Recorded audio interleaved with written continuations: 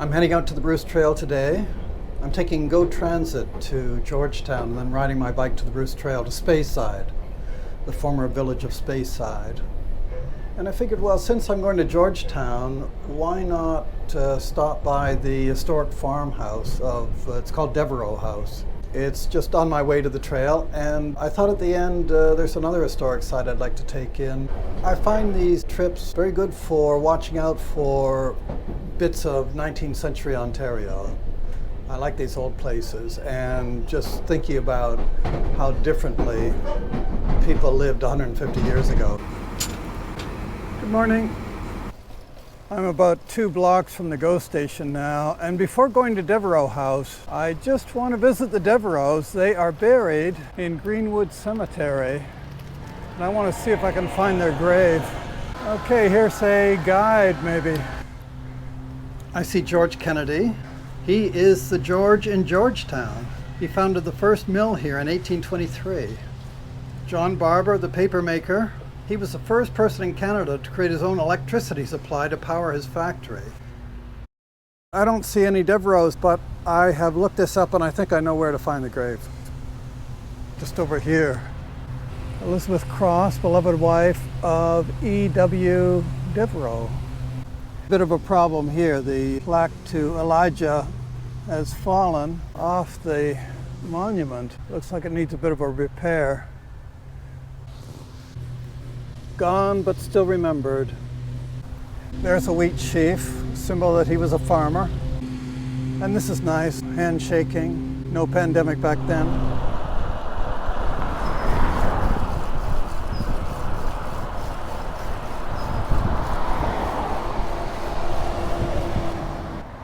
Well, here's a plaque, Devereux House.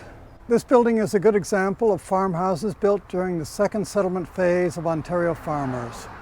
The 1860s west structure is fronted by a high Victorian front wing, circa 1880.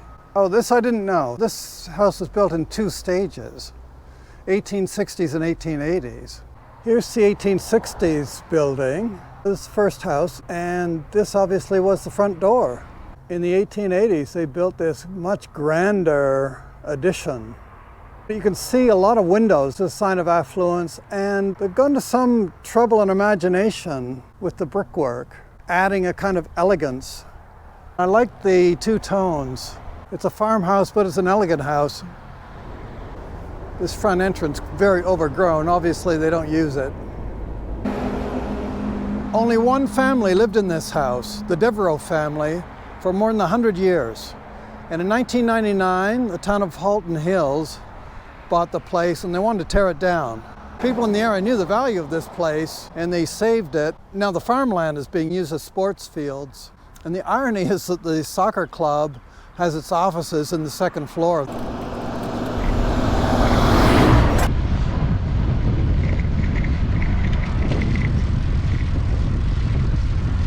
Here's where I left off the last time, Pear Tree Park and the plaque garden. I parked my bike and I'm just heading down the road to Speyside, which right around the time that Elijah Devereux was building his house was a thriving little industrial village. I'm coming up to the main intersection of the former village of Speyside. You can see we're on the Bruce Trail here.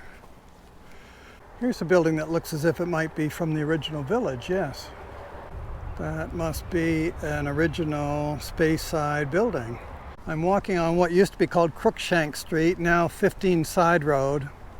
We're coming up to Regional Road 25. That used to be called Ontario Street, and these were the 4 corners of Speyside Village. There were 7 other streets, which have now all disappeared.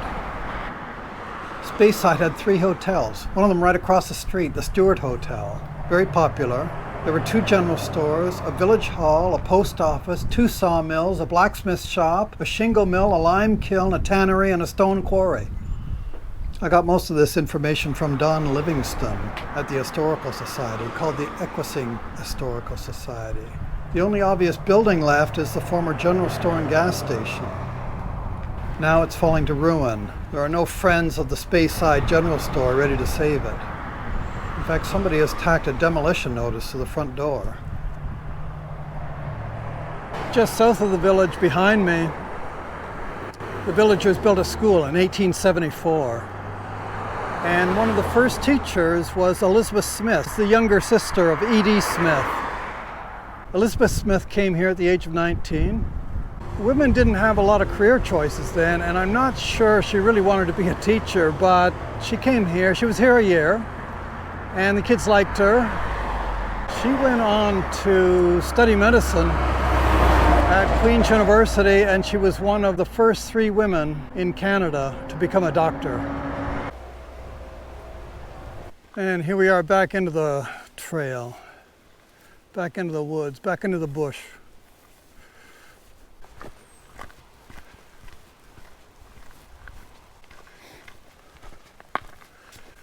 What a beautiful path.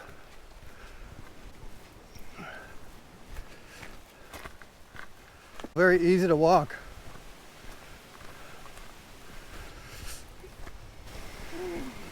And the forest is in full leaf now.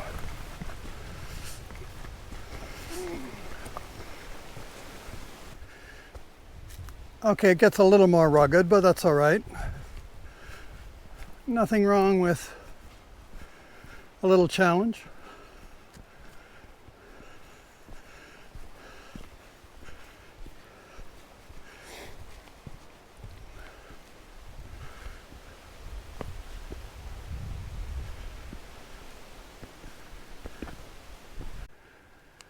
The eastern hemlock. Hemlocks love shade. This double-trunked tree likely grew slowly for decades under the shade of its neighbors until an opening in the canopy formed overhead. Now its deep green boughs create dark sheltered havens, especially enjoyed by white-tailed deer. That's what I'd like to see, a white-tailed deer. And look at this tree. It really has been growing slowly for decades. I've been walking for 2 hours now and haven't seen a single person. There's not easy parking and it's nowhere near other places. So I think probably this little segment is less traveled. I'm riding south on the 3rd line to the Milton Go bus. And I want to stop on an old limestone church. The stone came from the quarry at Speyside. It's called the Boston Presbyterian Church because they followed the teachings of Thomas Boston, the Scottish theologian. The community was called the Scotch Block because almost everybody came from Scotland. This is a super pretty church. You can see people took great pride in building this, and it became the center of this community. The heritage value comes partly from the architectural style. The windows are tall and narrow with pointed arches. The distinctive tower is called a bellcote because it frames the church bell. On the front exterior, the large blocks of limestone are separated by 3 small stacked blocks, creating a unique design.